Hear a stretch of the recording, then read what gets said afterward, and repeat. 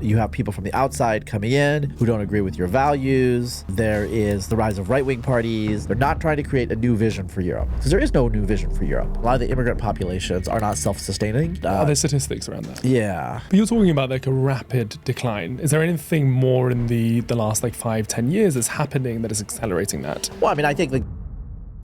Is democracy dead as AI takes over? Did it ever live? No. So I think democracy is still fine. But I really need to push back on what you're saying because we're talking about... the issue is just like... Razib. Hello, Julian. What do you hope our listeners are going to get from this podcast today? Probably, I'm assuming that you will ask me questions about various topics and issues that I'm interested in, and then they can go down their own rabbit holes and kind of get more out of it for themselves. When you look at 2025, what is the biggest mistake from history that we are making right now? Can I speak from an American perspective? Sure. Oh, I think the tariffs. I think tariffs are zero-sum thinking with negative-sum outcomes. And so, Donald Trump does not have he doesn't have like a global mindset in terms of, just two people winning in a game together, non-zero-sum interactions. And I think it's been horrible for the economy. And we're definitely going to, feel it next year. We're already feeling it, but it's working its way through the system. So that for me is the biggest thing in terms of mistake that the United States is making, because this is actually just irrational and, based on, shall we say, caveman thinking, mercantilism, like these sorts of like pre-modern ways of thinking in terms of how the economy works. Amy Chua, in her book, we were talking a bit before we started, The Tiger Mum, she has this idea that great superpowers will start to fall when there is a rising level of dysfunction between, or different groups become more and more divided. Sure. She said that the US is right now in that phase. Sure. Do you think the US is on the rise or fall? I'm going to be honest. I think like the U.S. is in relative decline. It's in an absolute term, it's still rising, but in relative terms, I mean, it's just hard to ignore like how many people China has, like how quickly its economy has grown. The American economy is still very dynamic. We've grown a lot compared to Europe, where you're from, or Britain, since the financial crisis. But still, there's only so much we can grow in terms of like how fast this sort of like developed economy can grow. So I think in relative terms, we are in decline, but in absolute terms, we're still growing. We're still richer than we were a generation ago, or than we were 10 years ago. So that's what I would look at it two ways. I could say Greater America. I think Greater America is potentially still rising. When you talk about Great America, what are you referring to? Our broader cultural, economic, social hegemony. So I was in the studio with my friend Ed West, who I don't know if you know, British commentator, and Ed was talking about how in Britain it's like, you guys follow our politics, you guys follow our culture, and you can't really escape just the American scene. You're part of the American scene, the colonies, so to speak. Yeah, no, I get it. Like the American footprint is just absolutely everywhere. When I think about the US, I think as a Brit, we always talk about this. It's so exciting being here. The level of abundance, the opportunity, just the attitude. You don't fall victim to this tall poppy syndrome or this kind of scarcity that you just feel whenever you're in the UK. I think that's the biggest difference. Do I think Brits are more dumb than Americans? Absolutely not. Do I think it's a capital issue? You don't sound dumb. It helps. Probably why there's so many British podcasts. Yeah, that's what I'm saying. But there is let's go to Europe. Let's go to the UK. Okay. It's the fifth European empire is collapsing. Is that happening? Oh, yeah. I mean, you're demographically having issues. You have people from the outside coming in who don't agree with your values. There is the rise of right-wing parties. I'm not a big Spengler fan, but, from a Spenglerian perspective, reactionary movements emerge in dying civilizations. Oswald Spengler. Okay. Spengler, Okay, and what did he talk about? The rise and fall of, civilizations, decline of the West.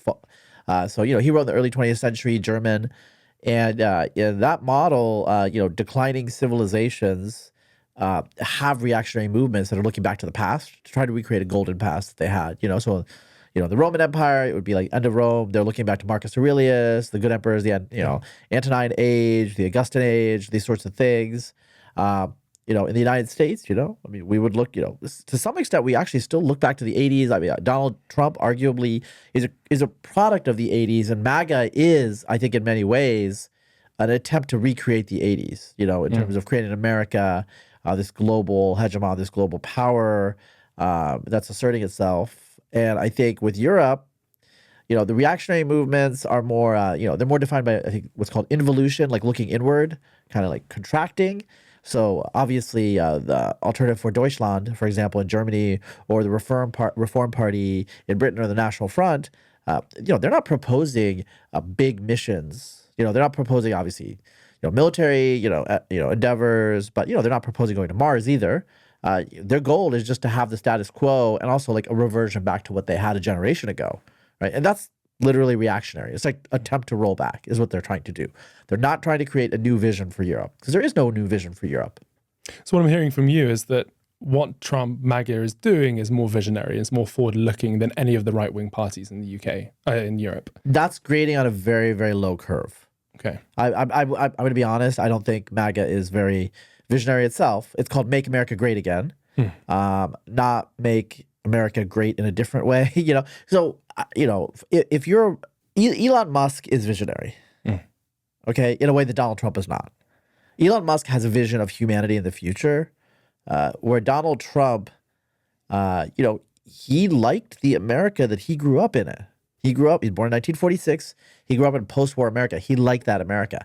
That's the America that's still in his mind. When you hear him talk, the America of like 1950 to about 1990, that is his America. I think there was a little bump in the 1970s, with stagflation and other things. But that America, the post-war baby boom America, and then it's resurgent after the 70s in the 1980s, that is the America that Donald Trump wants. But that America is gone. It's demographically gone. It's technologically gone. It's culturally gone. It's spiritually gone. Like we're much more secular country than when I was growing up in this country in the 1980s and 1990s. Not like Europe, but like we're much more secular. It's clear when you talk to people. I think the UK is having a bit of an identity crisis. I think it's been going on for many, many decades. Do you think there's an identity crisis in the US? Yes. Not as bad. Not as bad because we don't have your immigration problem. And I think the UK went all in on financialization of its economy. And that didn't work out. After 2008, there was some definancialization of the world economy overall. I'm a person of the biological sciences. I can't tell you, the British are actually pretty self-aware that they do okay in the biological sciences, especially genetics, genomics, these fields. You've done some great things. People are very enthusiastic. So it isn't as if the British elite isn't aware where its strengths were. It just hasn't been able to leverage it. And there are some things that Britain's like gotten lucky. So Google DeepMind, Demis Hassabis, I think. Yeah. And Mustafa Suleiman. He wants to stay in London. And like I was just mentioning to a friend, I can't tell you how many times when I go to the Bay, people say that, oh, well, it has to be in England because Demis is there.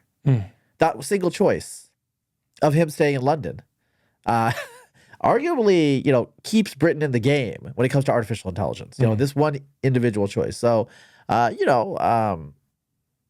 haven't been since 2010. I was telling you, but I have like relatives there. I have a lot of friends there. My company has employees there. You just touched on a really good point here. Demis was born, I believe, in the UK to parents of, I don't know where they were from. I think he's Arab.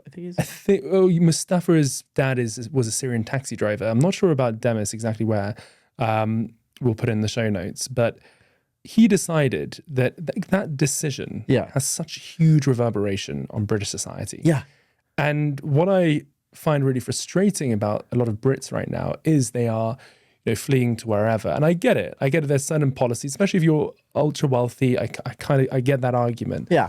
But I feel there's a duty to your nation, to your country, to stand up. And that one decision by an extraordinary individual has such a huge, I think the issue in the UK is often we pull down people for being successful. Yes. How many people are saying, Demis Hassabis, this great son of immigrants who is making such a big difference on this society because of X, Y, and Z. They're probably just saying, oh, fucking hell, mate, he's just fucking wealthy and fuck him. You know? Yeah. We have just launched the Beyond Tomorrow community, and I would love for you to be a part of it. Think masterminds with some of your favorite podcast guests, dinners and events in your city, accountability groups, free giveaways, and a space to have all your questions answered. And what's best, it's all for free. Just check out the link in the description below or head to school.com/beyond-tomorrow. That's skool.com/beyond-tomorrow. So I will tell you,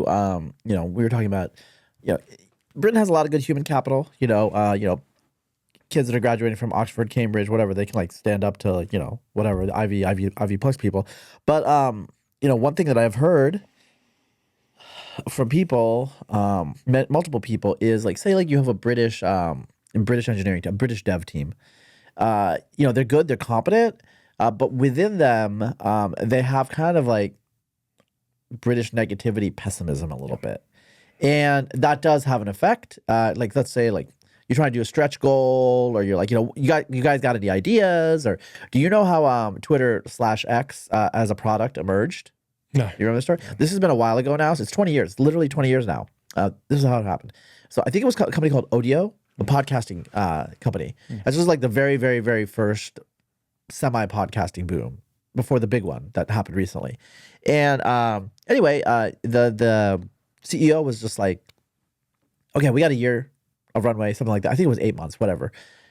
And he's like, but this podcasting thing we're not going to be able to, like the bandwidth, all these other things in 2000, we're not working out. And so, he did all hands. He's like, look, we got 8 months, to his employees, all of, there's a lot of employees. It's not a lot, but there's a reasonable amount. It was a medium-sized business. He's like, look, we got 8 months. We're not going to do the podcasting. We got to pivot to something else. Do you guys have any ideas? This one guy was like, well, I have this side project where it's like, if you, text to this website, it posts to the website. So that was Twitter, right?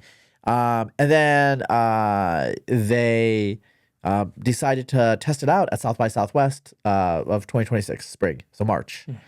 And people were just like, whoa, this is awesome. And it just became a big hit. It was the big breakout of that year's South by Southwest Tech. And so they pivoted their whole company away from its origins as a podcasting app, as audio, rebranded to Twitter, and they created this company. This is how a lot of tech companies in America happen. They're pivoting, they fail, they figure something else out. They don't give up because they're optimistic and they're hopeful. And, the threat of failure is a challenge, right? And I know actually a fair amount of, I live in Austin, Texas, and I go to SF. I met a lot of Europeans. I would say mostly, but not exclusively, mostly French and British that are entrepreneurs that live in the United States. Like they love the countries they're from. A lot of them have family there. They don't want to leave. And I will tell you, the French, they really miss the food. They really miss the culture. The British are like a little less, I'm going to be honest. They're not talking about that as much. Mostly it's like family and just like, familiar, whatever. But they wanted to live there. They wanted to have companies there. They wanted to make their lives there, but it wasn't economically feasible for them. Okay. So in France, you can't fire anybody. There's issues like that. So I remember talking to a French entrepreneur, and he started like hiring people in America because he was like, I cannot do this in France right now. So I'm going to have like a small team in France, and I have like American team. And eventually he was like, wait, like most of my company's in America. I need to go to America. So, he's in Austin, Texas now, and, he's going to create his life here, I guess. And so, there are entrepreneurial people in Europe. It's just the system, the culture, the law, the economics. It's not there. It's not there, And like, your country, obviously, your home country, Britain, steam engine, industrial revolution. It's not like that's totally out of character.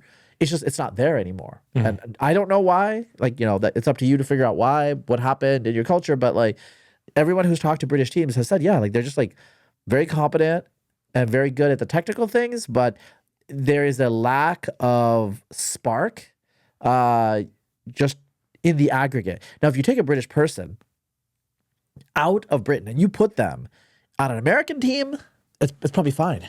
So this is there's actually, no synergy. And this is an amazing point. So what I always say with British creators and entrepreneurs, because of them, if they can shift the mindset, in the UK Yeah. and then go to the US, they are so unstoppable because everything and everyone is telling you, it's trying to put you down when you're in London. Oh, why are you doing that, mate? Come on, like just do what we're doing, come to the pub, whatever. Yeah. It's like that sort of attitude, that sort of mindset. But then when you think about the US, we're talking about compounding effect of immigration for hundreds and hundreds of years. Yeah. The dopamine, the compounding effect of dopamine and that optimism, and you start realizing why it's so different. It's like there is clear. I would love to see that like, studies on brains, and maybe we can go into this with genetics. Okay, so this is like it's kind of like there is no tangent in podcasting, so I'm not going to say it's a tangent. But like in the United States, like it was originally founded as an Anglo country. At the founding of the white population, about 80% of it, so like first census 1780, I believe 80% of it was from the British Isles, right? Which includes Ireland at the time. Mostly English, but not exclusively. There's Scottish, Welsh, whatever. And then the other 20% was other Dutch. There's actually a fair amount of Germans that came over in the 18th century because the Kingdom of Hanover, or Hanover was part of England at that time. And so we had a lot of Protestant Germans. Dwight Eisenhower's ancestry is Pennsylvania Dutch. They're Germans from that period. We're predominantly, but it's not all Anglo. So for example, in New England, mostly people from East Anglia and a few of the coastal towns in the South, In the South, in the American South, a lot of people were from like Devonshire. They're from the Southwest. Oh. Yeah, they're from like local areas in England. So I have a friend of mine was once saying like when you go to England, you see a lot of people like kind of look American. Then you see like some faces, you're just like those people just never came. We don't know who they are, but like you never see a face like that in the U.S. So there are parts I don't, I know that like there are people from the Midlands, for example, that came to Pennsylvania. So it's a subset of people that came from England. It's not a representation of all of England's various diversity. And then you obviously you have the selective migration, which is a real issue. With other types of migrants, like we have some better data. So with Italians, for example, we know that about half of the Italians that came to the United States through Ellis Island and elsewhere went back. So what's the difference between the people that went back and the people that stayed? There has to be a difference. It cannot be random, It's just like, who misses their, cousins, that kind of like bigger extended family group. So I think that there are personality differences, probably on the individual level, but also I think the individual level like is to be explored. I don't dismiss it, but it's quite clear there's personality difference on the national level. And I will say, when you talk about British people and English British people, I've heard of these sorts of things. There's kind of like negativity, this collective negativity that is found in the United States, just not in all cultures. So the United States, obviously don't find it in the SF tech scene. You don't find it like in Austin, for example. But I've had friends, black friends, who complain like in the black community. Like you got to leave the black community to really flourish because people are trying to take you down because they're jealous, and they'll just be like, why you think, like I'm going to use like a little ebonics, like, why you think you better than us? Like, which is like, okay, in San Francisco, you would never hear that because everyone thinks they're better than everybody else. Do you see what I'm saying? Like everyone thinks like this is kind of delusional. It is literally delusional. When I lived in the Bay, about a decade ago, it was quite clear there was a subset of people that think that they are going to be the next Larry Page or Sergey Brin because they're smarter than Larry Page and Sergey Brin. They know that, they think that, and they just think Larry Page and Sergey Brin got lucky, and so they're going to make it. Now, the reality is there's only like, on the order of 1,000 billionaires, I think, in the world, something like that, or in the United States, maybe. Yeah. But so they're not going to, but there's so many people that think that. There's so many people that believe that they are just as good. And you know what? Like, you're not like, who do you think you are? Well, you know who they think they are. They think they're better than the founders of Google. And that's just not a weird thing in a certain subset of America. And the people that I like run, I know people like this. I had a friend, I'm not gonna say who it is, but he's actually pretty famous. But basically when he was at Stanford, he was like, he wanted to be, he's at Stanford. He wanted to be the next, he had failed. He's only worth like, 300 or 400 million. So. But you're right. Like I drove from San Francisco all the way to Vegas through Yosemite, Fresno, Bakersfield, stopping off some mountain towns to, rest and enjoy my birthday. And again, I stop off in a hotel with the dust balls going by, and I'm thinking, the next Larry Page isn't staying here or in Iowa or whatever. No Big offense to country. those places, Big right? country. And so again, yes, sometimes we get stuck in those bubbles, those echo chambers, and you start thinking, oh, this is such a representation of. Well, you follow me on Twitter. We were talking about this. I did tweet this out. This partly was reading my friend Garrett Jones, economist at George Mason, his book about immigration, the culture transplant. And it was talking about like areas where there are innovation. The United States is a very innovative country, but you know what? 99.99% of this country is not innovative. It's San Francisco, it's Boston, it's New York, it's Austin, LA, Seattle. It's like the big urban areas with agglomerations of talent. Like we have a bunch of little Londons, maybe put it that way. You know, New York is maybe half a London, whatever. But we have a bunch of these innovation hubs. Most of the country is not an innovation hub. It's much more like what you might recognize from England, like rural England or something like that. You go to like the rural South and. Well, I have a friend. I'll give you an example. I have a friend who was working remote, as you can do today. He had a good career. He decided to live in rural Pennsylvania in the Northeast. And after like 3 years, he was like, "Okay, I can't live here," because it was like football on Sunday, drinking beers, shooting some. Football on Sunday and rinse and repeat. He could not live that life, right? But that is the life in a lot of this country. It's very monotonous for a lot of people, depending on the type of person you are. It's good for some people. Some people like that routine and that like stability, right?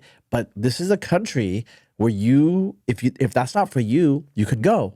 Just go to New York, go to Austin, go to San Francisco, and create your future.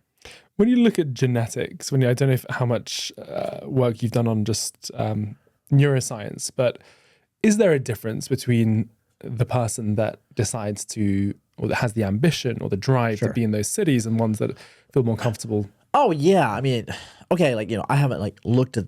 There's some work mostly with kind of older studies using candidate genes like MAOA and I think like OX2, like the oxytocin. It's one of the oxytocin loci. But here's the issue: personality is heritable, and people who are higher openness are the ones that move, right? And we know that it's heritable. So you are looking at almost certainly you're looking at genetic differences. So if you have siblings vary genetically and in their traits, you're almost certainly going to find a certain, the sibling that's more neurotic, that's less open, et cetera, are going to be less likely to move, I'm sure, Does that lead to success? Have more openness? More openness is correlated to professional success. I think so. The big five personality is there's agreeability, disagreeability, agreeability. Agreeability is correlated with success. Conscientiousness is more correlated with success. Openness is more correlated with success. Then there's neuroticism. Being less neurotic is more correlated with success. And then there's the fifth, which I don't remember right now, off the top of my head. Is that driven also due to events that's happened in one's life? Or I do want to talk about... Personality does change. Yeah. So as an example, the Jews, the Lebanese, I'm talking about cultures that have achieved a lot, like the Iranians, maybe the Persians, have had to move, had to flee.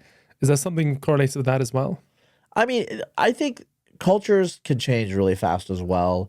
And the examples that I'm going to give, Japanese, extremely militaristic culture up until 1945, and now they're extremely their leadership has wanted to remilitarize multiple times, and it's actually pretty unpopular. Just so they can defend themselves against China if China does, so that shows you a rapid change. Or think about the country of Sweden. Up until the Great North, up until basically the end of the 18th century, Sweden was basically at war between about 1600 up until the Napoleonic Wars. There's there's a Great Northern War that people forget with Russia under Peter the Great, Charles, and then before Gustavus Adolphus was involved in the 30 Years' War.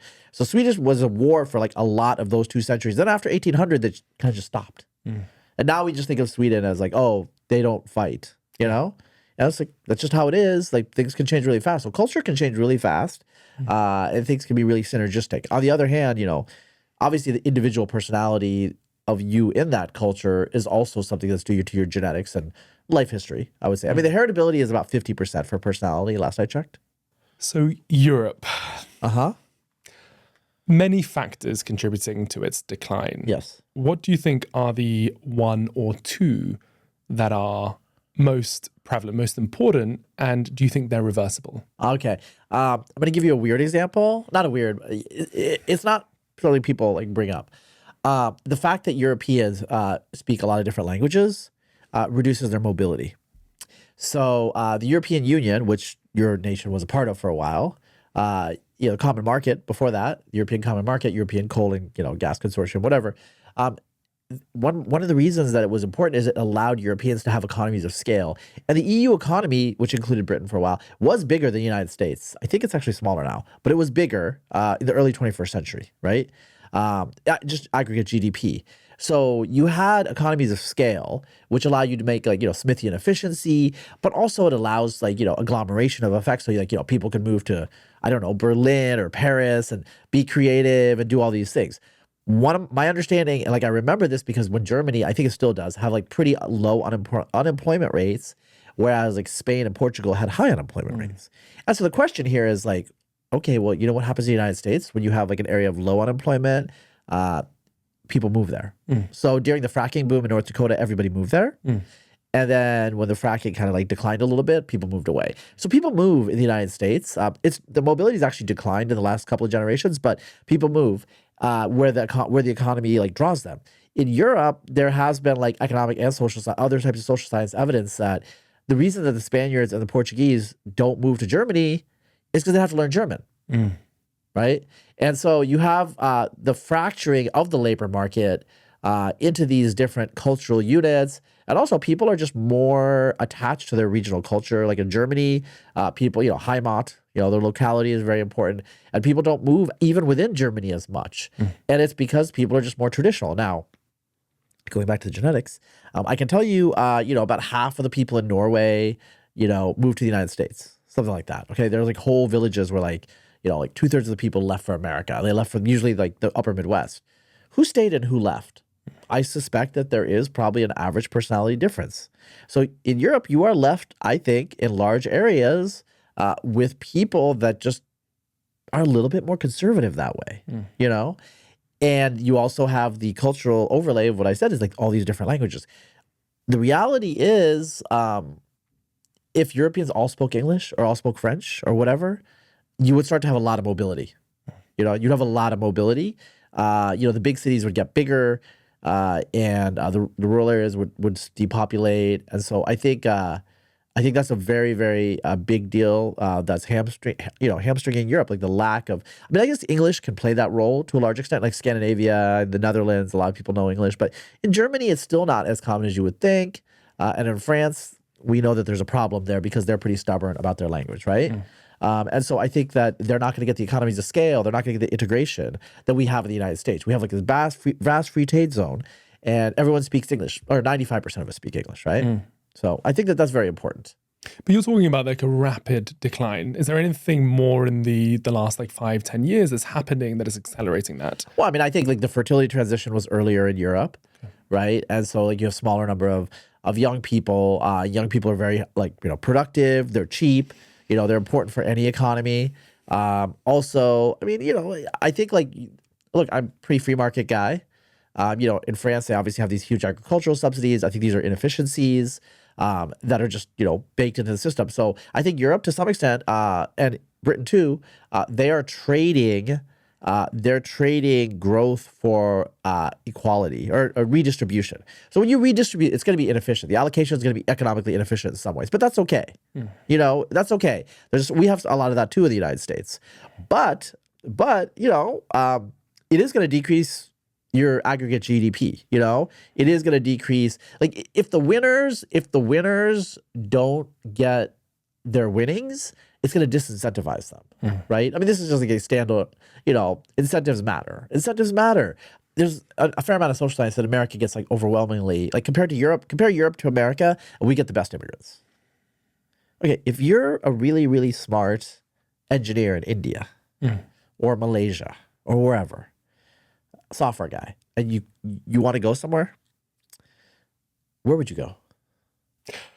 It's a good question. I think it varies. It changes. Maybe in the early 2000s, London was right up there. London is the exception because it was the financial center of the world, right? In terms of, we're talking like overall, yes, London, that's a fair point. And your GDP per capita was actually equal back then, you know? It definitely is not now. Yeah. But if you want to be the next, like, if you want to like be the CTO or CEO or the next founder, where would you go? You are going, I think 80%, 90% would go to specifically the Bay. Yes. And then maybe 10% to New York. Boston, maybe 1 or if a 2% biotech. London, and then but it's still the Bay. Like there's no doubt about it. The Bay, it's because, you know, I did an interview on Sand Hill Road literally a few weeks ago, and I don't know how much of the global VC capital has come from just that one street. Oh yeah, it's incredible.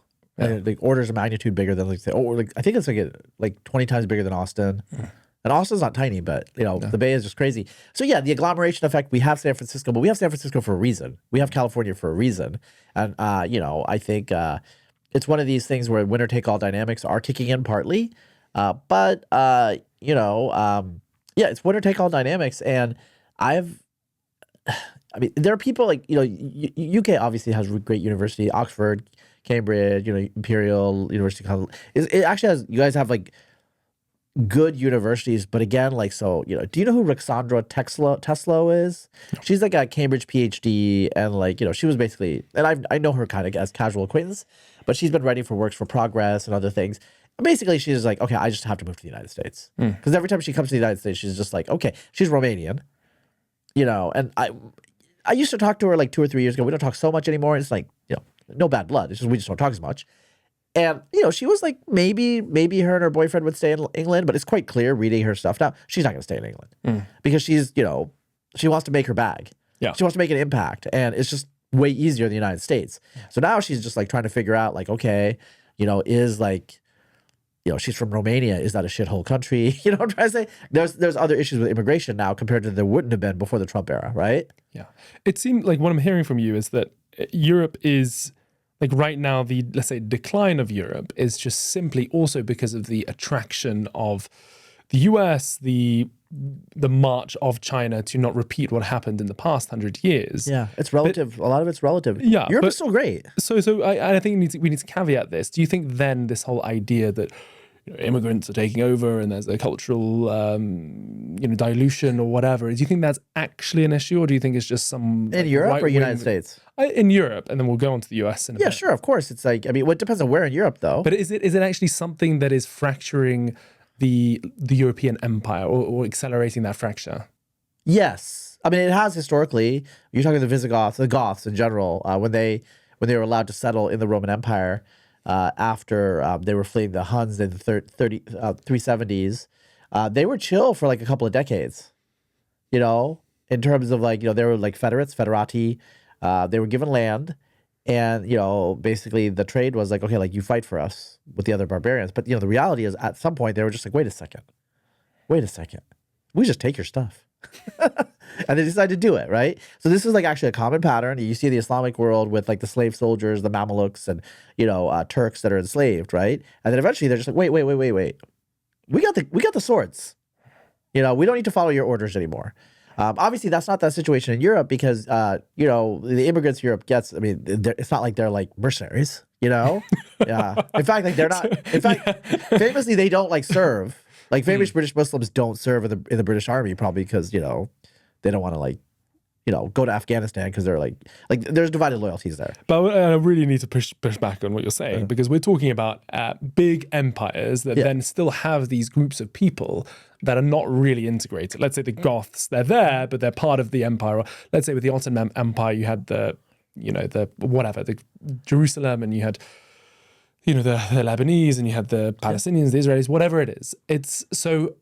Do you think at some point said community of people in France or the UK or whatever are going to say, yep, you know, we got enough numbers, let's revolt? You know, the issue is just like, it is about the numbers. The numbers aren't big enough yet. They could be, but they're not. And they may never be. I mean, if you look at the percentages, the UK is still 80% white. You know, that's pretty white compared to the United States. When I went to London in 2010, which was a while ago, I remember like thinking like, oh, it's a lot like New York City, except way more white people. You know, so Europe is still pretty white compared to America. You've been through America. You've seen, you know, there's certain areas where it's like, okay, like, you know, you're the palest person for like blocks around probably, you know? depending on where you went. So I still think Europe demographically, their demographic issues are not as extreme as like people think, partly because, people go to Amsterdam, people go to London, people go to Paris, and there's vast areas of the rural, hinterlands, vast areas of rural England where it's mostly white people, And so I think like the math there doesn't work. On the other hand, there's some areas where the math is like so for example, Macedonia is about 40% Albanian, I think now, and they have higher fertility rates. Like, once Macedonia becomes more Albanian than Macedonian, I think like you have to say, okay, this is part of Greater Albania now, like Kosovo, and that's just like the raw math, Yeah, it's really interesting. So my parents are Lebanese. They're Christian Lebanese, and Well, are they Maronite or Orthodox? they are Maronite and Catholic. So, but it's fascinating because, my lineage is like I'm pure blood, right? It's like 23andMe, 99.9%. The reason why I bring it up is Lebanon's been through an interesting transition, and I would say sometimes it's just lazy to say that they're taking over, right? It's like, however, we are as Lebanese incredibly proud of the culture, like the roots of the culture of what it means to be Lebanese. But as a Christian Lebanese, I don't necessarily say that is rooted simply in the Christian faith. I see Lebanon being a pluralistic country, one that is being represented by 18 sects, and the Shias, the Sunnis, the Christians. And so I think as we see this, the reason why I bring this up is when I think about the UK and British culture, a question I always ask is, what does it mean to be British?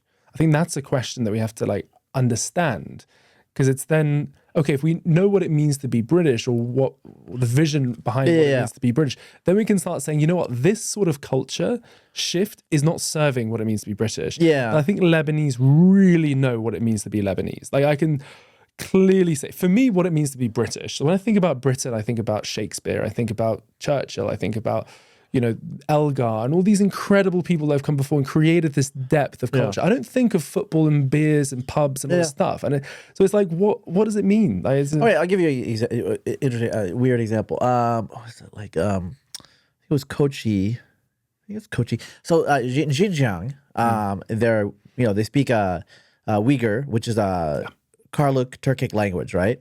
But actually, and they're Muslim. But actually, this is like a recent ethnic transformation. Karluk Turkic comes from Kashi, Kashgar, in the western area. It's a dialect that's like dominant. It's a group of dialects that's dominant in Central Asia, in like Uzbekistan, the Karluk dialect, right? The original Uyghur dialect was actually a different Turkic, and the original Uyghurs, like during the time of Genghis Khan, the Mongol Empire, the Uyghurs, the people who call themselves Uyghurs, spoke a different Turkic dialect, and they were Buddhist. Okay, and there was a series of like wars and jihads. And basically, the easternmost cities were conquered in like around like the early 1400s, and they were Buddhist at the time. And basically, within a couple of centuries, they became Muslim and they became Karlukized. So they changed their ethnic identity. So there were these Buddhist temples, in around 1600, 1550, there were these Buddhist temples that were in these cities like Kucha. I think Kucha is one of the cities I can think of off the top of my head. Anyway, in these Eastern Uyghur cities. And there were Jesuits that were like starting to move around this area, and they asked the people what are these temples? Okay, these are the temples that their ancestors had created, and the people 2 centuries later had forgotten that. They were like, oh, these are like the Mongols built these temples, because the Mongols were the Buddhists now, right? And so they knew the Mongols were Buddhists. They're like, okay, these are Buddhist temples, so they're idolaters. Must be the Mongols built it. Actually, their ancestors 2 centuries ago had built it, and so obviously they had changed their whole identity. They were not the Uyghurs. It would be like if St. Paul's Cathedral or Westminster Abbey is like, oh yeah, some other people.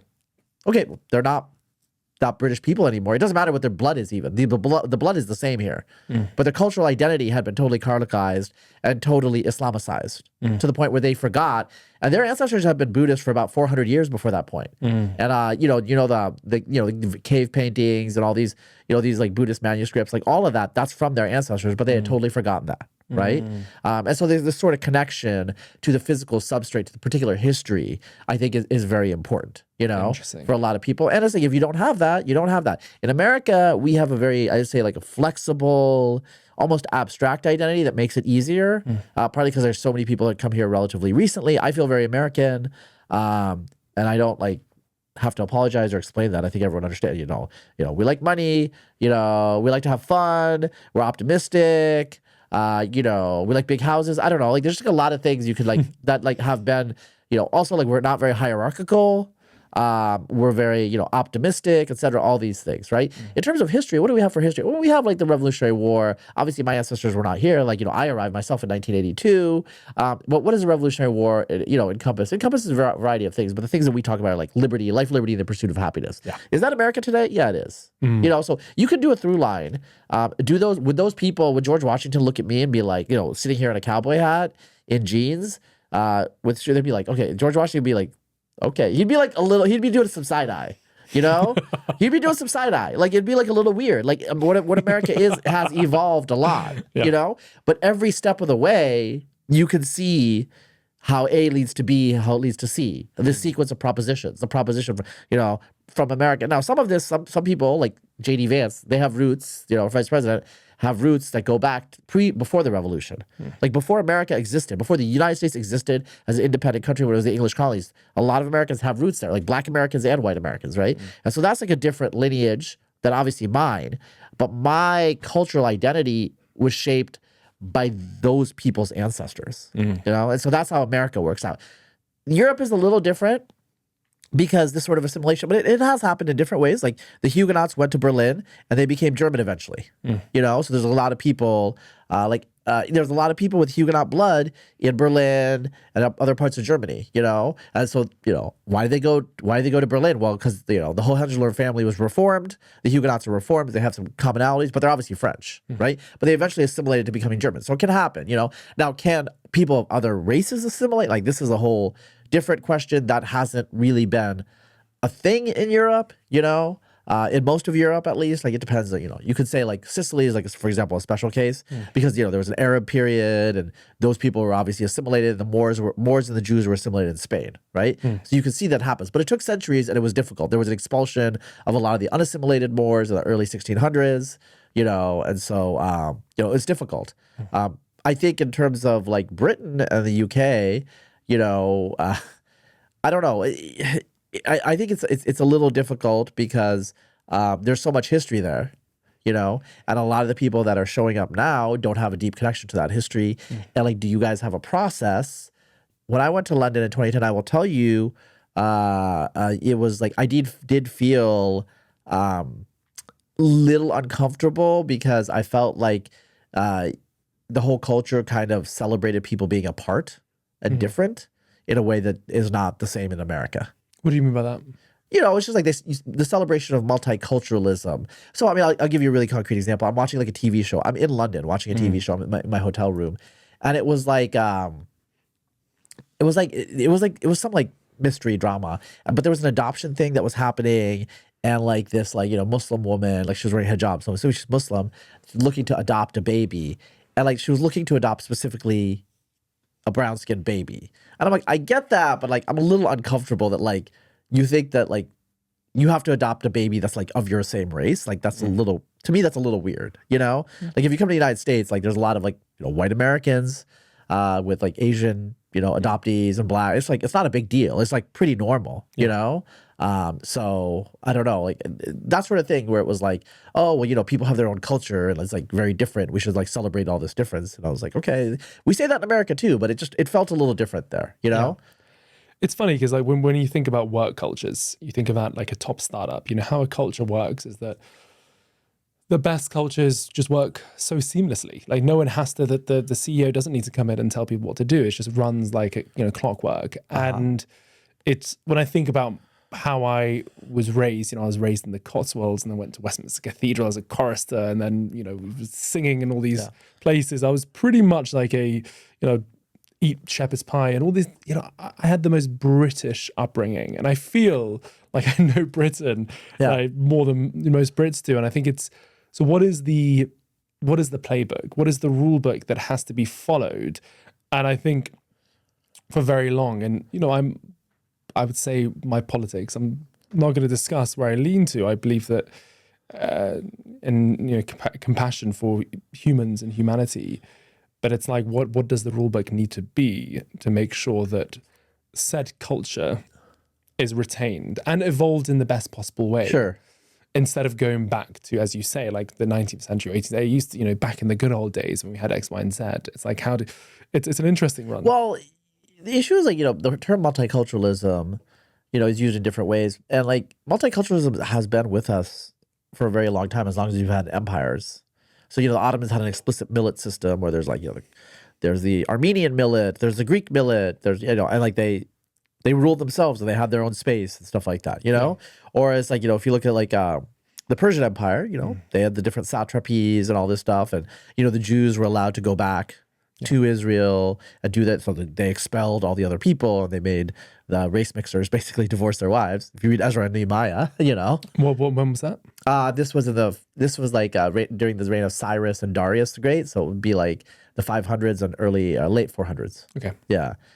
Which again, like that's multiculturalism, which was like purifying their local tribe of like, foreign blood. So, it's been around with us forever as a generic term.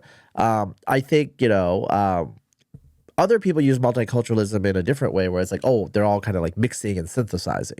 Now, there's going to be some mixing and synthesizing no matter what, right? But, it depends on what your aim is.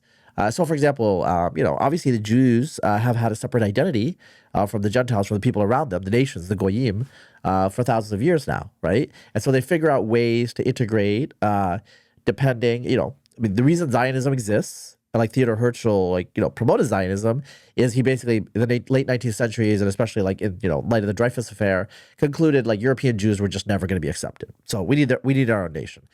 In the United States, it took a while for people to accept Zionism among the Jewry, partly because, there was anti-Semitism in this country, but, we don't have the history with Jews that a lot of European countries did. And, frankly, like American Jews have been like pretty well treated and taken care of. And, George Washington wrote to a synagogue, that, we accept you guys to do whatever you want to do. And, there were like 2 Jewish origin senators from the South during the Civil War.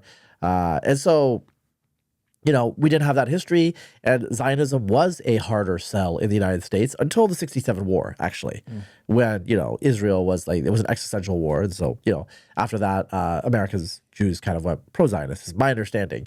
But my point is like, our multiculturalism, if you want to say we have multiculturalism, is, the whole melting pot thing was a relatively late addition, but that is the fundamental reality of like how American societies work. So, the arrival of Germans, large numbers of Germans in the 1840s and 1850s, is one of the reasons that we have a lot of beer drinking in this country. Yeah. Before that, we were doing like gin and scotch and like these like liquors, more British, way of drinking. And so obviously we don't think of beer as like a foreign thing.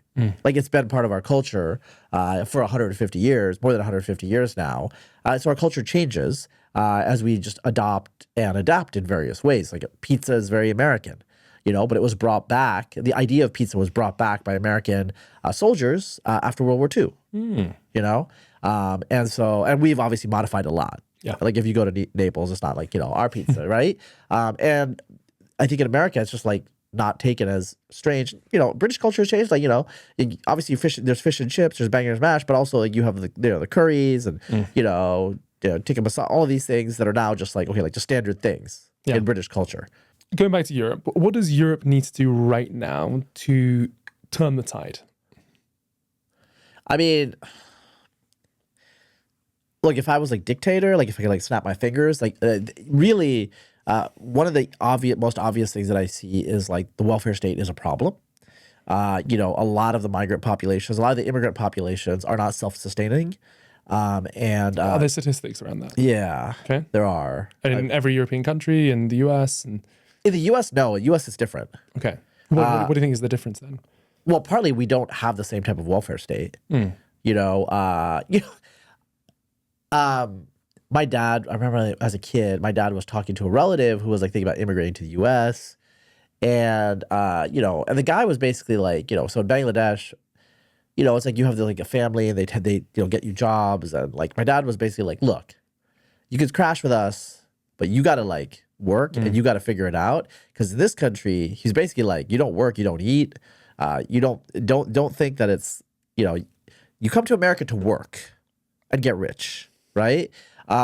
Whereas, like, you know, if you go to some European countries, I mean, you know, it's basically you have universal basic income de facto, you know, with enough, like, you know, payment transfers and things like that. And, you know, it's just, it's not, it's, you know, the immigrants coming in are a net drain on, you know, the welfare state, right? Is that an actual fact? Yeah, I mean, I've looked at it. I mean, like, you know, the Danes have like really good statistics on fiscal impact and also crime.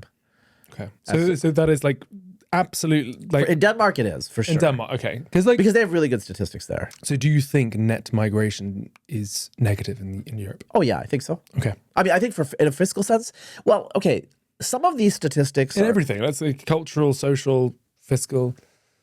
Non-European migration, I will have to say. I think it is. It is probably, I would have to say. I think part of the issue is that when you have a small stream of migrants, you can be picky and you can kind of curate it. But then when you take like huge streams of migrants, so, you know, we don't have most of Europe's problems in this country, with exceptions. So as you probably know, there's a huge issue with, like, you know, Somali fraud. Okay. The reason that Americans are, like, you know, I'm going to use the word chimping out, like we're freaking out, is because we don't have immigrant communities like that. The Somalis have high welfare dependency rates because they're refugees. They're not selected. Yeah. Right? So we had like a lot of back and forth about Mexican immigration over the last generation. But the thing is, Mexicans don't come here to just get on welfare. They might get on welfare. They're not as like well off, but you've seen around. They're working, you know? Whereas like the Somalis, they came as refugees after the 1990s because of the chaos in Somalia, and so they're not pre-selected. You just take everybody. When you take everybody, well, you're going to take the whole society, and that whole society might not fit in America, you know. And so, you know, it just clearly doesn't in a lot of different ways. Okay. So, you know, obviously Islam is an issue in a lot of ways, but there's a lot of Muslim professionals in this country that are not an issue. Well, why not? Like, well, if you're a doctor, you can't just stay in your community, right? You can't just take Muslim patients. You know, you work at the hospital, you interact with everybody. You're going to make friends outside of your, quote, community. There's just no way you could functionally live in a ghetto, right? And so I think, like, in America, we don't really have Muslim ghettos. Like, you know, around Detroit, there's a few cities that are but even there, it's like, so Hamtramck is a majority Muslim town. That's pretty famously majority Muslim. But it's like, you know, like they're like divided between Bangladeshis, Yemenis, and Arabs, or other types of Arabs, you know? And like they don't really form a cohesive community that can cause the same type of issues, right? Yeah. So when you have like different people coming from everywhere, it's not a big issue. But if like everybody came from, I don't know, if we had like 50 million Han Chinese come to the United States, and let's say they're very hardworking, you know, they're literate, obviously they're not going to commit like, you know, Muslim acts of terror, Islamic terror acts, you know what I'm trying to say? It'd still be a problem because that's a lot of foreigners with different ways. Yeah. You know, and that's just like not digestible. And I think the problem that Europe is having with a lot of its migrant communities is, so for, you know, parts of like, you know, Northern England are Pakistani, you know, they are, you know, like they're just like pockets and you can just live in that world. And, you know, I have relatives there and I don't want to speak too much because like, you know, there's like personal conversations. You know, my family's Bangladeshi, so it's somewhat different. We're not Sylheti, so again, like we don't have, so most of the Bangladeshis in England are from like one area of Bangladesh. They don't actually speak the standard dialect. And so my family's not part of that. So we're outsiders, you know, and then also like, you know, they live in, so I have like some, I can say where they are. They grew up in Newcastle, you know, so they went to college in Northern England. And it's just like, you know, they've seen the way the Pakistanis like view themselves and view everybody else. And it's just like, they're a very cohesive community that has a very strong self-identity.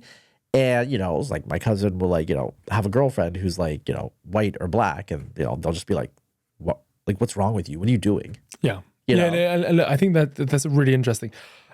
Look, the mission of the Beyond Tomorrow podcast is all about human flourishing for all. And it's really about understanding like, how can the world look like to allow everyone to flourish? Like, what is that roadmap? And so there's two questions to that. First of all, was Brexit a grave mistake for the UK? from an American perspective? And secondly, when you talk about, you grew up as a Muslim when you were younger, right? I mean, I didn't really believe, but Okay, sure, but maybe culturally you had some sort of like close enough. Yeah. Do you truly believe that Islam is this, whatever you want to call it, or do you think that's just been massively blown out of proportion? I mean, look, I think again, it's hard for me to say because I'm not part of. Like, I don't have like my pulse. I don't have like my hand on the pulse because I don't interact with many Muslims, to be honest. Like, aside from my parents, just that's like fundamental truth. I think there are some serious issues. Like, some of it's just demographic. So, like the Islamic, like terrorism and like militancy that occurred in like the 1990s and the 2010. I think like it's like surplus of 20-something males. Like, whenever you have a surplus of 20-something males, like in the United States, we had a lot of left-wing terrorism in the 1970s. But you look at the average age, it was way lower, right? So I think like some of it is just structural, structural demographic, as my friend Peter Turchin would say. But there's some ideological issues about what's going on and in terms of how Islam views itself to the rest of the world. In a lot of the 20th century, as people like show like pictures of like women in the 1950s in Egypt, they tried to westernize. And that project kind of went, ran aground, and now they're trying, there's like attempts to be like, Salafism, for example, is a little bit like a fake recreation. It's a reconstruction. It's a very modern creation, right? Like, it's like, so my family is like, I come from a lineage of imams, right? Like, we're Hanafi imams. So it's like, that's like one of the Sunni, and so have been for centuries. That's I don't want to say very different, but that's different than say like Salafism, which like strips away a lot of kind of like the interpretation, the cultural accretions, local adaptations. And so what you're having in Islam happen today is urbanization, for example, is transforming Islam. Just like urbanization transformed Christianity in Europe, and arguably Protestantism is one of the outcomes of urbanization, right? So instead of being embedded in a local community, with local traditions and customs, like you have to have a portable religion that can be abstracted. And so some of these fundamentalist forms of Islam, for example, are very abstracted. They're like, like you just dress like at the time of the Prophet. So I'm just like, why are they dressing like that? Like their ancestors didn't dress like that. Their ancestors dressed it, like if you're in Bangladesh and you're dressing like a 7th century Arab, that's stupid. Yeah. And that's in Bangladesh. And I just want to go a bit deeper into this because you have... it's funny because I was raised to think a certain way towards Muslims. I'm just going to be really honest about it. Yeah. I was born in 91, straight after a civil war. My mum, half her body is covered in scars from glass. She nearly died during the Civil War. Christians and Muslims absolutely hated each other. Sure. And I'd spend more and more time with Muslim people and straight away had some distrust. And then realized they are really nice people. Sure. And I've spent more and more time with Muslim people, and I travel a lot to the region. I spend a lot of time in Saudi now. No vested interest whatsoever. But what I feel, and especially when I'm in London, very multicultural places, the more time you spend with people that are different to you, the more you realize that human beings, we're just quite similar. Sure, there are some cultural nuances. Sure. But there's a reason why people that have the largest distrust to immigrants are ones that don't spend any time with them. Sure. Yeah. No, I don't know. I think it cuts both ways, though. I think you're correct. I think you're correct. But also when there's like cultural conflicts, so I think it cuts both ways. I think you're correct. And like I don't know. Like if you're traveling in the Middle East, for example, or like a lot of Muslim countries, one thing people always say is like, people are so hospitable. I mean, it's part of the culture. I mean, it's in the hadiths, like the way you're supposed to treat guests. That's in the culture, right? And so like there's obviously, like Islam, like Judaism, is an orthopraxic religion.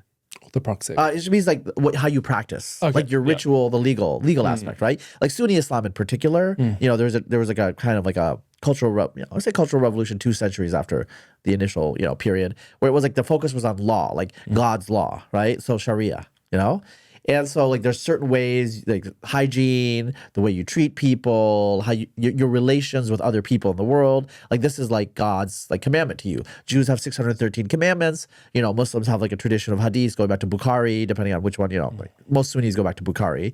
But anyway, So obviously, like, they're very humane in a lot of ways and they're cultured. And like, you look at like Ottoman paintings, like Islam is a civilization. It is civilized. And arguably it is like, is the Eastern heir to the Roman Empire. Like if you look at like 650 AD, the Umayyad Caliphate is like, it's most of the East Roman Empire. Like they took Egypt, they have like the Levant, they have Mesopotamia, they have a lot of Anatolia, right? And so, it is an heir to that tradition, and they obviously like translated Aristotle into Arabic, et cetera, et cetera. So, it's obviously not barbarism qua barbarism. Like it has like a tradition. The issue though is like, okay, like how does, so for example, separation of church and state, okay? This is an innovation in the West, right? Like you could argue that like Western Christianity had a separation of church and state initially in a way because the Pope was independent from the monarchs, but that was kind of a historical coincidence. Like when the Roman emperor was a Christian before the fall of Rome, there was really no separation. Like the emperor was the vice-regent of God on earth. And that's how it continued in the East Roman Empire. But in the Western Empire, everything broke apart and you had these barbaric German warlords. And they really, they're newly Christian. And so they made a deal with the Pope and they made a deal with the church. Like, we'll give you your independence, but you better legitimate us. Like, you better say that, like, we are also, like, they don't have Romanitas. Like, they don't have, like, they're not, like, Roman elites, but, like, you should follow them because they're Christian now. And so there's a deal. And so you could say that that's the origin of separation of church and state. It obviously really blew up after the Protestant Reformation because the wars of religion, they're like, okay, like, this is just insane. Like, we cannot keep doing that. So this is, like, now a Western norm. That's evolved in a lot of places, even in places like England, which has an established church and is like a little bit more mixed than obviously the United States. But you know what I'm saying? Like people understand that, people have a private religion, they have a faith, whatever customs and traditions that they follow, but you cannot base the state on a religion in anything more than a nominal way. Okay? Because it'll cause conflict in a pluralistic society, which it did during the 30 Years' War and the wars of religion. Well, I mean, Islam, they did not necessarily go through that yet. I mean, they kind of have with the Shia Sunni, Lebanon, you've seen it, right? But like, there's no, like, for whatever reason, there's no, like, kind of acceptance. So there's no, like, kind of like acceptance, like the feasibility of this. And part of it is difficult when you have like a ritual-based religion that like governs exactly how you interact in the world to just say like, oh, well, religion is private, right? So if you're an Orthodox Jew, you're not going to eat pork. You're going to wear a kippah, or depending on how level of Orthodox, like Muslims, like, men will not like shake a woman's hand because again, that's against God's law. And so I think the issue with orthopraxy, the issue with like how you interpret God's law is a serious issue because like your personal life, it governs your personal life, but also your life in the world, And so, for example, like trivial things are just signals like, okay, will a man shake a woman's hand? In Western society, you do that. And actually, like, during the Crusades, the Muslims would observe that the Franks, men and women mixed very liberally. This is an old aspect of Western society, in the West Roman Empire in particular. The way you would tell a difference between a Latin and a Greek in Constantinople during the early centuries, when there's still a lot of Latin people in the East, was that the elite women of Latin pedigree did not cover their hairs, while the Greeks did. Okay, and Latin women tended to, and you could argue it goes back to the Etruscans, where men and women would dine together. Again, this was scandalous to the Greeks.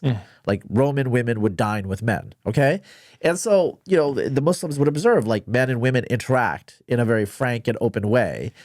Whereas, like, this is not the norm. And even before Islam, it was arguably not the norm in the Near East, right? Yeah. Well, obviously, if you bring that norm into the West, it's going to cause issues because, like, well, which one wins out? Like, what norm are you going to follow? Yeah. And that's just a reality. So, and just to go a bit deeper into that, which is that, it's to say, there's a difference between waving a flag and saying Sharia law is what needs to happen in this country, and being culturally Muslim or being a Muslim liberal, whatever it is. So there's a difference, or do you think it's like trying to find this balance? So first, and can I just say one last thing as well? It seems to be right now in the West, there's a bit of cherry picking going on. It's like, the Muslims in Saudi are great. Yeah, the Muslims in Dubai, the Muslims there, yeah, we love that. We're all in on that. But hey, hang on. There's a bit of this stuff that I'm not So it's like, I don't know whether this is like, what is the truth behind all of this? Is there a deeper truth behind this? I think part of the issue is like if you go to a Muslim country, if you go to a Muslim majority country, or like if you go to India, okay, if I went to India, I wouldn't be like, damn, like where the steaks be at? It's just like, I'm not going to be able to get that. You know what I'm trying to say? Like that's the norms. Like I love steak. You know what I'm trying to say? I'm in Texas, you know, but if I go to India, I'm just like, where's Outback? You know, like where's Ruth's Chris? I'm not. They don't. You know, if you in the United States, and I know they banned this in Korea, but like, you best not try to go eat dog. Like, we're gonna get mad. You know. Also, I think horse meat consumption is banned in a lot of states because people like horses. Whatever. I'm just saying, like, there's cultural norms. And when you're in someone's culture, you should follow their norms. And, you know, look, there's limitations. So if I was like, say in, let's say I was in Egypt, okay? Let's say I was in Egypt and I was like doing like research abroad and I was married and I had a daughter. You know what I'm saying? I'm not going to do the female circumcision thing. I'm not doing female genital mutilation, even though that's the norm in Egypt, okay? Like there's a limit, right? And like, you know, I'm assuming they would respect it actually, you know, because that's just a cultural expectation, you know? It's not like, you know, anyway, my only point is like, but in general, if I was in Egypt, I would not be drunk in public. In fact, in the United States, it's actually not you shouldn't be drunk in public. But, you know, when I've been in Scandinavia, it's not a big deal. Okay? It's a different cultural norm. So in the United States, you can't do that. In fact, it's illegal and people look at you weird. Like you're either a bum or mentally ill. Except for New Orleans. I don't know why. Like, again, it's a cultural norm, you know? And so a lot of what we're talking about is like these conflicts have to do like what are the cultural norms. Sometimes you just have to pick a cultural norm, like driving on the right, driving on the left. One is not better than the other. You just got to pick one. Sometimes there are deep philosophical issues at work. So I believe men and women are fundamentally different in deep ways, okay? I just do. Just we're evolutionarily different. But I think that you're talking about human flourishing. You know, the average man and the average woman will want different things, but I think like, you know, the gender egalitarianism that we have developed in the 20th century with women having equal rights legally, for example, and then also the expectation that if they want a career, they can have a career. That's their choice, you know? And I still acknowledge that we're different and we're going to be different, but I think that we cannot have societies as we have had for the vast majority of human societies, or I don't want to as a value, where men and women are legally extremely different and that, you know, like women are not allowed, you know, their freedom to do what they want to do with their lives. But that's a value that I have, and maybe it's because I'm brainwashed as an American or whatever. But, you know, it's a value that I have, and I think that's better. Now, do I believe we should invade every country in the world and impose that on them? No. But I'm going to promote that value however I can, and if they come here, they should respect that value. Right? And I love that. And look, I think it's a really good point, which is like, what are a country's values? And it's because you say that, and I agree with you. And like, you know, I'm very clear on what my values, personal values are, what my podcast values, what my company's values are. Yeah. But I think at times a country needs to maybe reevaluate, like, what are our values here? Because for many decades, there was a slightly open door policy to immigration. I see immigration as, you know, the effects of immigration in the US is, well, it is a country because of immigration. And there's been incredible immigrants that have come to the UK. A lot of them, you know, Arabs, you know, Mustafa Suleiman and all these incredible people and prime ministers. Boris Johnson's great-grandfather? Was Turkish. And so it's, I believe strongly that immigration is incredibly important. We know that. The question here is, what does the integration look like? At what rate? And what is the value system? Like, what does it mean to be British in 2025? Because it's different to what it meant in 1925 as well. So it's Well, I mean, sometimes it also. We have some British employees at the company, and they were actually here for like you know, Christmas party. We flew them in, and you know, I'm aware of the differences between British culture and American culture. For me, it's like mostly just a source of humor, and so we have some beers in the fridge, and so we have a British employee. I was just like, well, you know what, like, it's kind of like no one drinks during the day, but I understand it's your culture. So, if you want to like do it at 10 in the morning, go do it. I know that's your culture, So it's like, even like between Americans and British, we are different. Now, I don't think Americans aren't like super judgy about that. I think we do think it's strange, how much you drink. I'm not gonna lie. We drink a lot too, but it's like, it's delimited. I think you've noticed that, it's like during the day, okay, like you have a problem if you're drinking. After 5, that's fine. Whereas I think in Britain, like people are more casual about that, and like, is that, so for example, obviously like we're talking about Islam and Muslims in particular. It's not restricted to Muslims in terms of these norms, but it's just like, is having a pint, is that a non-negotiable? Is having bangers and mash, if you're Hindu, if you're vegetarian, is that non-negotiable, right? These are questions. I'm giving you easy examples because I think like you would probably say like, no, that's ridiculous. In fact, there are like British people, English people who are teetotalers, who are vegetarians. So this is not a fundamental value. Just be chill about that, right? I do think I've heard, I don't know how true this is. Actually, no, I've heard this is pretty true because I know people who've experienced it. It was like, there are like, some parts of England where there's like a lot of Muslims and like they don't really like you being drunk around there. And like, I don't think this is like a human rights catastrophe, but I can see why British people are like, well, you know what? Like, we just drink a lot. And like, there's these other people that don't drink a lot. Yeah. And now they're judging us. And they're like, who are they to judge us? They just showed up. Okay. And so this is an illustration of like the little tensions that might emerge, Yeah. When Nokia was huge, they had a lot of American workers that would go to Helsinki periodically to just like train and do work, they had a problem with Midwestern Americans saying hello to people on the street because they were terrifying the locals. Because in Finland, you don't talk to strangers on the street, you don't make eye contact, and you do not smile at them. So apparently, there were like actually calls to the police office that mentally ill people. And so they did like orientation. They did orientation, and they were just like, if you're American, please do not be too friendly to strangers because they think that you're insane. Oh, that's the hardest I've laughed in a podcast. All right, quickly on Brexit. Yeah. From an American perspective. Was Brexit a mistake? It seems like it was. Yeah. It seems like it was. I think I was like agnostic about it at the time. I'm just like, well, I mean, I don't know. But look, the economy is, you know, you know what I'm saying. Oh yeah. I'm just like, it's interesting to hear from you from like, especially given, the conversation around immigration, but given that. Well, I have like, I will talk about my politics is like pretty obvious. Like I'm pretty far right. And I have like friends that are like associated with reform and the Tories and stuff like that. I think I can say this now. I had dinner with Liz Truss like 3 weeks ago. How was that? It was fun. She's very nice. Yeah. We disagreed about something. The tariffs. We actually got into an argument about the tariffs. But no, I'm not going to say anything else because like that was all private. But like, we disagreed about the tariffs. I'll say that. But so I guess like most of the people that I know would have been pro-Brexit. But I think like, look, the experiment was run. You are where you are. You're not doing great, and so I think like we could say like, it didn't solve all the problems you thought it was going to solve. That's for sure. Yeah, for sure. We've talked a bit about human flourishing. Yeah. According to Razib Khan, what does a world where everyone has the opportunity to flourish look like? Is it possible? It's not. I don't think everyone is possible, but I think you could get a lot more people.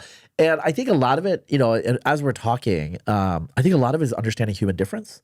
So, for example, we're talking personality earlier. I like to be social. I actually get more energy being around people. There are these people, they're called introverts, and they're the opposite. And like it drains their battery and they have to recharge, right? And so, what does flourishing, what does having like a good life, and so obviously if you're an extroverted person, it's events and people and places, whereas if you're an introverted person, it's like, okay, you have coffee with someone, but then you go home, you read a book, you work on your hobbies, and you're just different. And that's okay. And you can choose to be different. And like, no one's going to be like, why aren't you going out? Or like, why don't you like, why are you just like going to parties all the time? So in terms of flourishing, and this may be an American perspective, you could choose to be who you are. Yeah, self-actualization, individual, self-actualization is very important from like a, broadly liberal Western perspective. I think we have gone a little too far about, I think we know this about like social media and stuff like that. Like people that are doom scrolling or like, on the TikTok feeds. And it's just like, in the short term, it's kind of like, you really like sweets and you just eat too much. And then you're like, oh, I shouldn't have done that. But then you do it again. And then you do it again, It's like your like impulses can overwhelm sometimes. And like to actually like really flourish in like a life, you also need to kind of think in a broader temporal horizon. And that can be hard for all of us, I think we all know that. And so I think like a lot of the social norms and customs of restraint that reduce your freedom, if you look at them, they're actually, moderation, temperance. These are actually to allow you to like open your window of self-actualization, so that you can actually like flourish better over the long term instead of just like kind of being a glutton for whatever you want to do. Does that make sense? So I asked Jonathan Nomley on the podcast a few weeks ago this question, which is, we talk about flourishing. We talk about, Elon Musk says famously that we need war. It's just like part of humanity. And Jonathan actually mentioned that war over a millennia has actually weeded out a lot of the pretty barbaric humans out of the gene pool. And now we have more nice people, more kind people. Do you think, again, just going back to that, do you think we need war? No, but we need struggle. Okay? And so I think that's why sport is important. And like, in Europe, you guys like riot and kill each other in the stands. So it's like you bring war to the sport. But competition, conflict, winners and losers.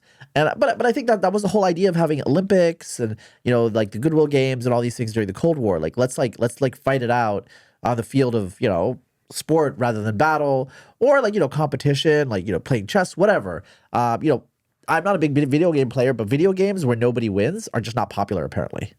There needs to be winner. You need to feel like you've accomplished something. Yeah. And competition, like agon, like competition is one way that excellence comes about. We need to balance. Egalitarianism with agonistic competition. Like we need to understand that people are different, and some people are better at certain things, and some people are better at other things. This doesn't change your dignity and value as a human being and how you can flourish and enjoy yourself in the world and be of value to others. But people are different, and we need to accept that. When white men fail, they suck.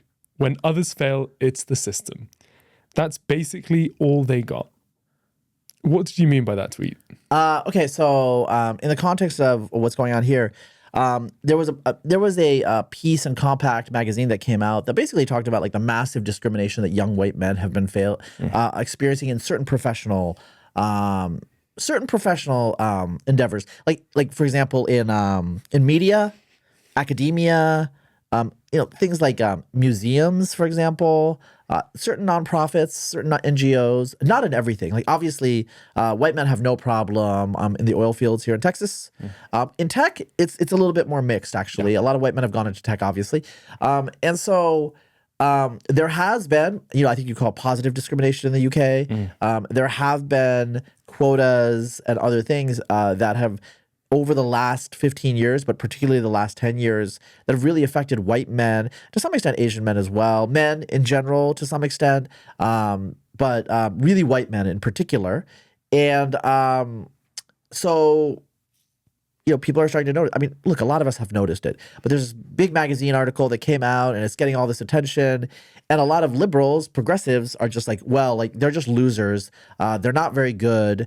And they're using this as an excuse. Now, is this theoretically possible? Yes. But the issue here is, so for example, Jacob Savage, the author, pointed out the New Yorker has not published a work of literary fiction from a white male since 1984. Does that mean that all white males are just all losers and they suck? Or is there a systemic issue here? Now, if you saw that, if I said the New Yorker has not published a work of literary fiction from a black person since 1984, would you say that it's because all black people suck? Or would you say maybe there's a systemic issue there? And so when you see statistics like, I think like there were other statistics like, there were like 19 tenure track faculty hired in this department over a 5-year period, and one of them was a white male. if the statistic was somewhat different, if it was 19 males hired and 1 woman, would you say, well, women just aren't that good? Or would you say that's a systemic issue maybe, and that there's something going on there, right? And so, progressives, when it's white male, they're just like, work harder, be better, don't complain, When it's like, person of color or a woman, it's like, well, there's some like systemic issues. The system is rigged against them. Well, the system was rigged against white males in certain professions. Like if you thought you could make it in publishing as a straight white male, I will say that you're very stupid. Like it's just well known that the whole culture is against you. Not even, sometimes it's explicit where they're like, we're not going to hire white men because we want to the patriarchy and all that stuff. It's mostly female, but also against, we need to diversify. We need to have more people in publishing of color. Okay. But a lot of times it's also just cultural. The whole culture is going to be kind of, if you're not comfortable with that, female coded culture, which, look, a lot of bros, a lot of guys, if you don't want to adapt, you're not going to do well, right? You're going to get a little out of place. These are the exact same arguments, by the way, to be honest, that were made about women when they were coming up in the professional world. We can't go play basketball, whatever, there's going to be a woman here. So it's all of the things that occurred in the 1970s with women were inverted in a certain number of professions, right? And we all knew this. Like a lot of us knew this. A lot of us saw this. A lot of us heard this. And, it's just kind of like coming to the fore because there was a vibe shift and it's not okay. And also because Harmeet Dillon, who is leading the, at the DOJ, is going to be bringing in cases against some universities and other institutions for discrimination because they explicitly said it in their emails, what they were doing. It's actually illegal, I would say technically, but what does that mean? It's just illegal. Yeah. But, nobody said anything, so everyone went along with it, right? So... this is fascinating because it's like bias. There's always going to be bias. That's just the nature of who's come before. And again, it's like there's the extremities, right? Some people that believe that there should be 100% inheritance tax. Others that believe there shouldn't be anything. And it's just it's part of the. I think it's a conversation that is always going to divide.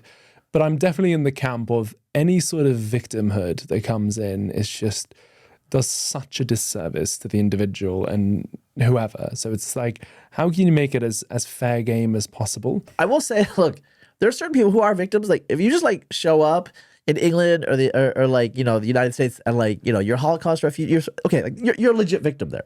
There are people who are victims, but in most of life, I'm 5'8", brown skinned man in America, right? I could say that, I'm shorter than average. I'm not of the majority race. I could say all these things. I could also point out, I'm not going to, but people could also point out your father is a college professor. You come from a very well-off family in Bangladesh who have been hereditary landowners for 300 years. It seems like people in your family do very well professionally. They could say that, which is all true.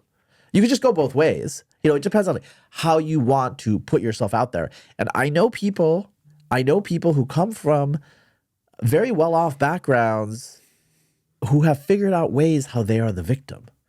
And I don't think that society benefits. They may benefit locally, in their whatever they're trying to do, but society as a whole does not benefit from that because everyone, this is a startup mentality. You need to have a stretch goal. Everyone needs to stretch and try to be the best person they are. And when everyone tries to be the best person they are, society benefits from all of that, right? Whereas if you want to be the victim and you're oppressed and there's a race to oppression, then everybody tries to figure out, how they've been wronged. And you know what? It always turns out that at the end of the day, a lot of times the most powerful, well-connected people somehow figure out a way how they are actually oppressed. Whereas less powerful people that don't know the script don't know what to say, So for example, in this piece and in this discussion that we're having about white men, I know a friend of mine was telling me, I'll say her demographic, a brown-skinned woman. She said that basically a lot of these white guys realized to survive in the non-governmental organizations, the nonprofit world in Washington, D.C., they decided that they were non-binary.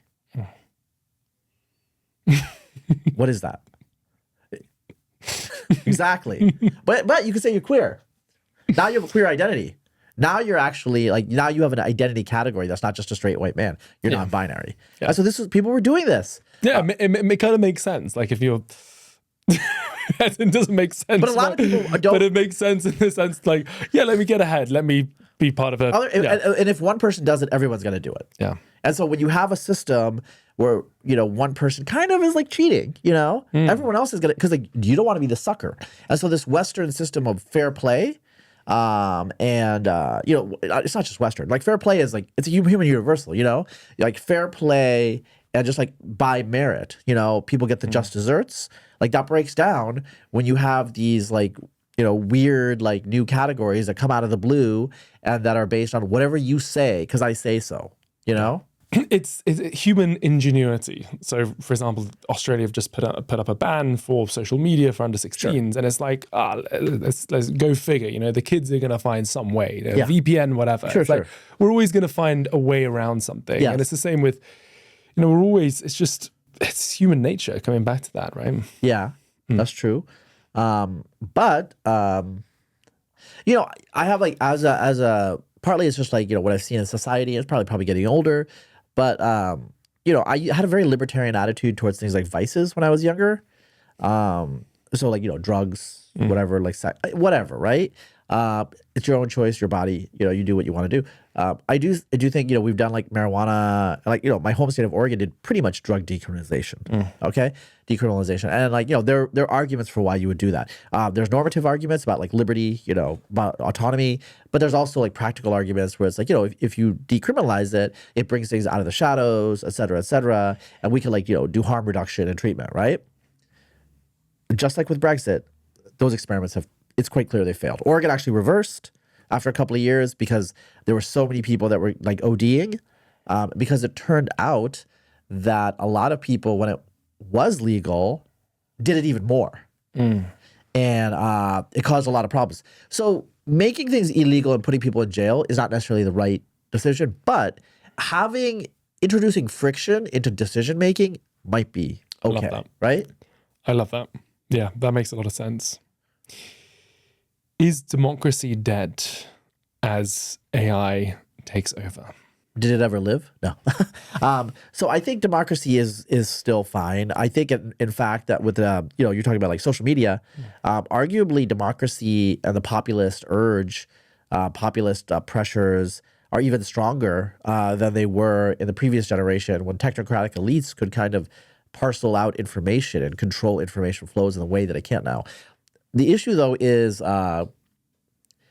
humans in groups, they don't know and you don't know. Like, nobody knows how they're necessarily going to behave. And so there's like these chaotic systems, and it can be very volatile and hard to predict and dangerous, right? And so it's going to feel less like democracy, I think, in some ways than kind of like a hurricane or something, a social hurricane. It just comes out of the blue and like everything is like destabilized. So, let's say social media. You brought up social media. Social media is like that. Okay? When I was, I'm considerably older than you. In the 1990s, we had ideas of what the internet was going to do. You know what it was going to do? We were going to all read Shakespeare. And we were going to communicate with people on the other side of the world and have like deep discussions. And like all these geniuses that are like in these like places where they were isolated were going to get together, and we were going to create like this whole like information ecosystem, and it was going to be great. What I didn't realize, and I was a teenager in the 1990s, so again, turns out it's going to be like half porn, So, I mean, I knew that people were going to use it for pornography. I didn't really, even as a teenage male, I could not realize how much pornography people could consume. Okay, like, so that was one thing. And then the other thing is like, obviously on Twitter, on X, on social media in general, and Facebook, a lot of it is just people screaming at each other, passing around conspiracy theories. It's not reading Shakespeare, It's not elevating and uplifting. It's like feeding our appetites, And that has been a total surprise, I think, to if you read 1990s like articles about the information superhighway and the internet, there was an idealistic utopian sense about it. And it turns out that there's a lot of negative aspects that we didn't anticipate. A lot of great aspects, but also a lot of negative aspects. So social media, Facebook, it was great seeing all your friends from high school, secondary school. They're there, and like you can communicate across. It's so easy. It's so much. It's so much more communal than email. You know, I was telling a friend of mine recently when I was in college back in the 1990s.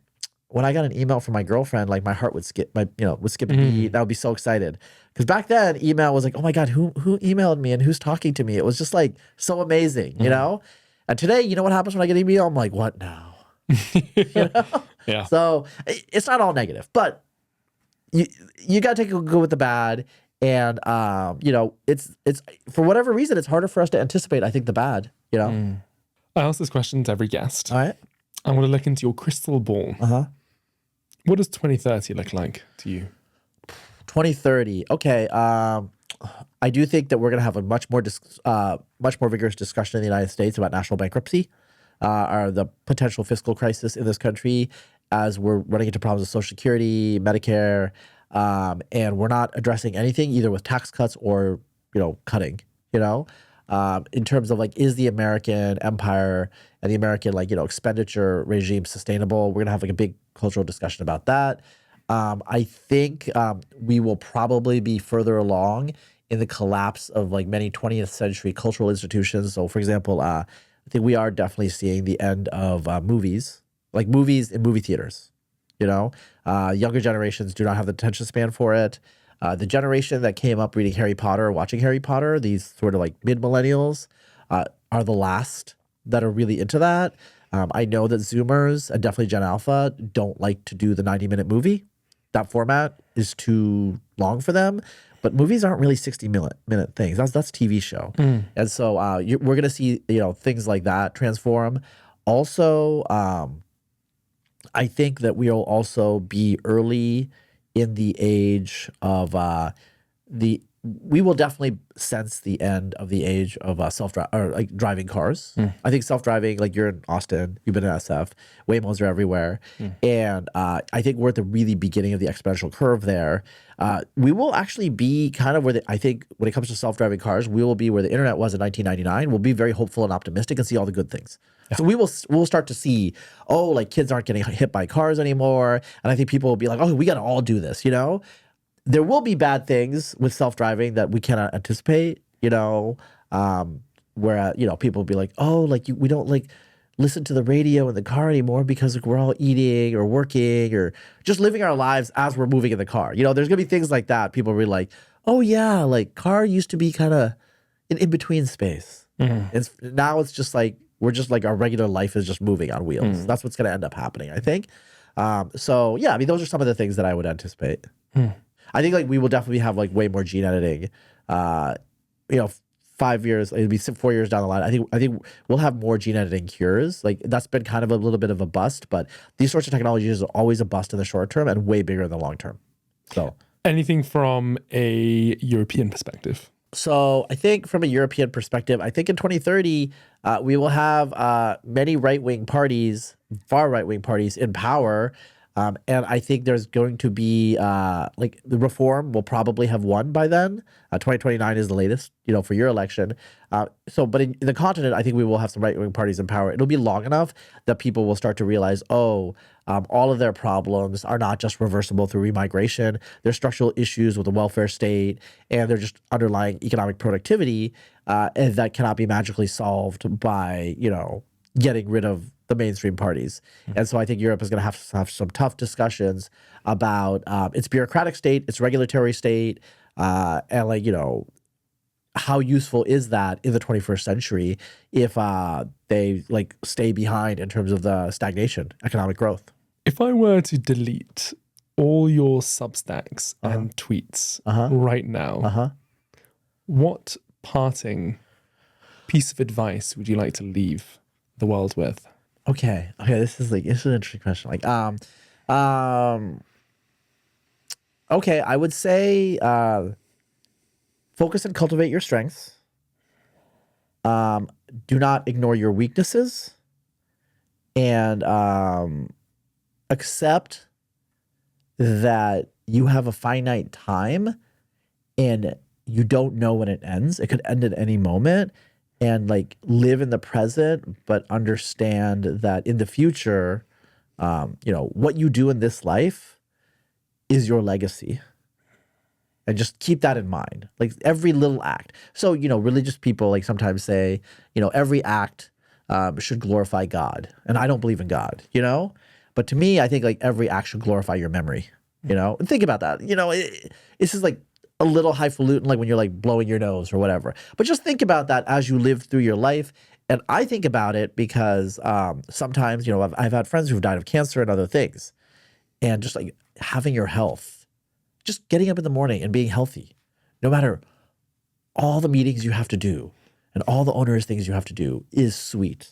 Yeah. And you don't appreciate that sweetness until you don't have it. And you don't appreciate life until you don't have it. And you don't appreciate the lives that other people have around you until they're gone. Right? So that's what I would say.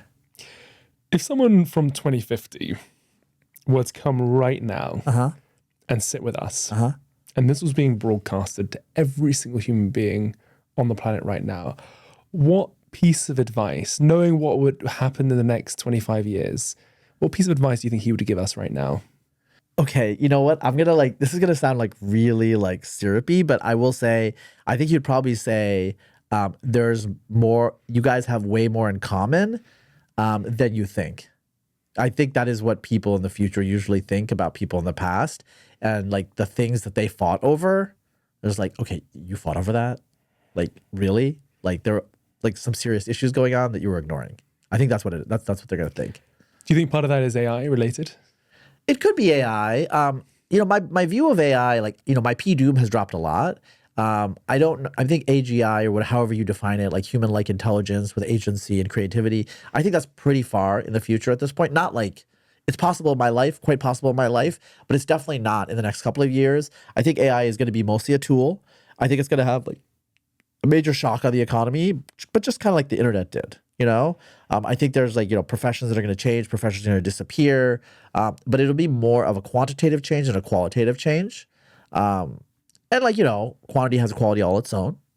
But I would say like AI is maybe the biggest deal, but, I also think the electrification of automobile transport is a massive deal that like we don't think about too much, because it's like a lot of petroleum. A lot of petroleum in the world goes to gasoline. Well, what's going to happen when that demand's gone? And what's going to happen when the electric grid is what we're depending on and things like that. I think like that's going to have like huge knock-on effects that, for example, we don't think about, Like we're not going to be in the post-oil world because, rocket fuel is still going to be a thing and like plastics are still going to be a thing. And, there's like economic theories that like, if all of this like automobile fuel is available, we're just gonna make more plastics and make more rockets. So that could be a thing, right? It could be that's as big of a deal as AI. We'll see. Opening up a can of worms right at the end. Hey man, that's how I like it. Yeah. Go out with a bang. Razib, thank you so much. Yeah, my pleasure.